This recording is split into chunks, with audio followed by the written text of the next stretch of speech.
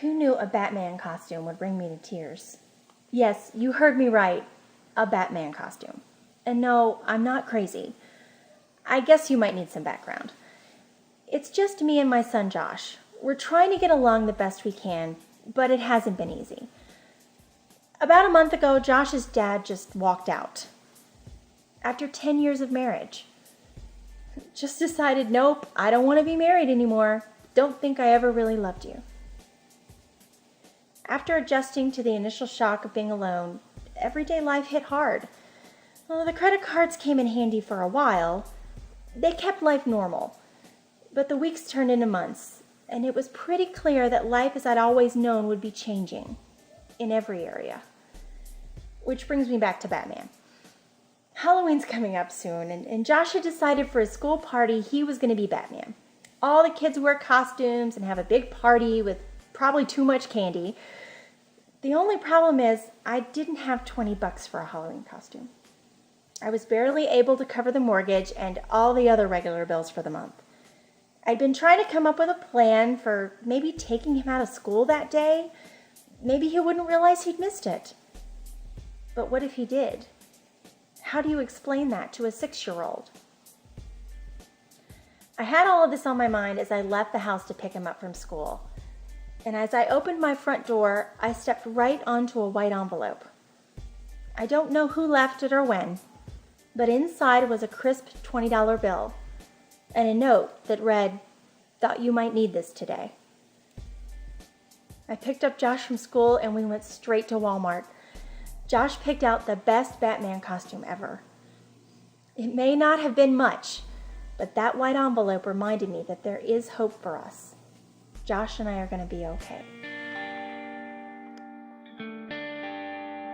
I wish you could have seen the look on their faces. The lazy river, pool, and slide were a huge hit with the kids, and my wife enjoyed just reading a book while the kids and I splashed around in the pool. It was so relaxing. The most amazing thing, the whole weekend getaway was a surprise gift. And I don't even know from whom. After the initial shock wore off, I realized the card in our mailbox was not a joke. I have to admit, I felt ashamed and honestly a bit offended. Offended that someone would actually think that we're that needy. I've always provided just fine for my family. Well, maybe a picture of the last few months would help. It started a year ago. I'd been sales manager for 2 years when the cutback started. First all the new hires, then some of the guys who'd been thinking about retirement, and finally, last month. We'll keep you around, but no one works Fridays anymore. So basically, a significant cut in pay along with the overall decrease in sales equaled second job. I started working Fridays and at least 4 nights a week cleaning office buildings. The worst part? I didn't see my family anymore. That frustration, combined with the guilt of being away from home, was tearing me up. I had been on the brink of quitting that night job when this trip happened. Out of nowhere. Someone knew we needed encouragement. And as awkward as it seemed at first, I'm so thankful for the reminder. We're not alone.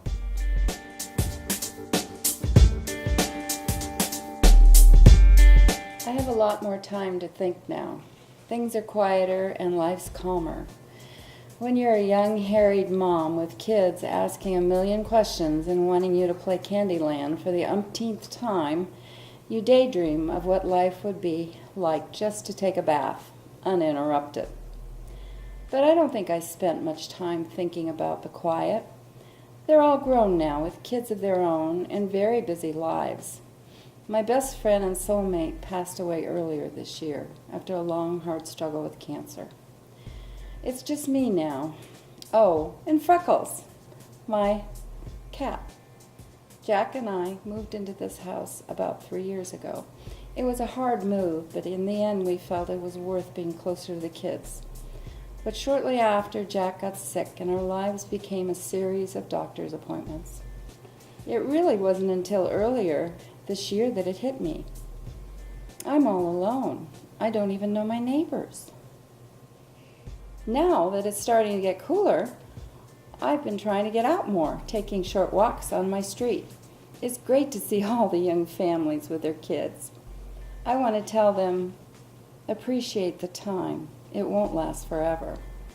They'll probably roll their eyes and think, she's just that crazy old lady with a cat.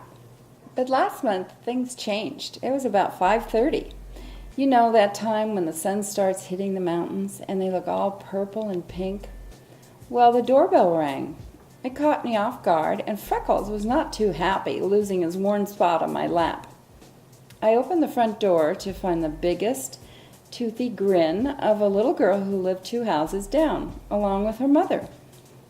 I didn't know her name, but I'd seen her out playing with her little brothers. She stuck out her hand with the gooeyest peanut buttery creation hanging on a bright purple string. I made this just for you, she said proudly. It will make the birds come visit you. That was several weeks ago. I now have a special friend named Anna. Freckles is even warming up to her. This Friday I've been invited to eat dinner at their home. I've had fun surprising Anna with my special hot apple turnovers. She likes them best, with vanilla ice cream, just like Jack always did. Oh, and my new motto, never underestimate the power of a peanut butter bird feeder.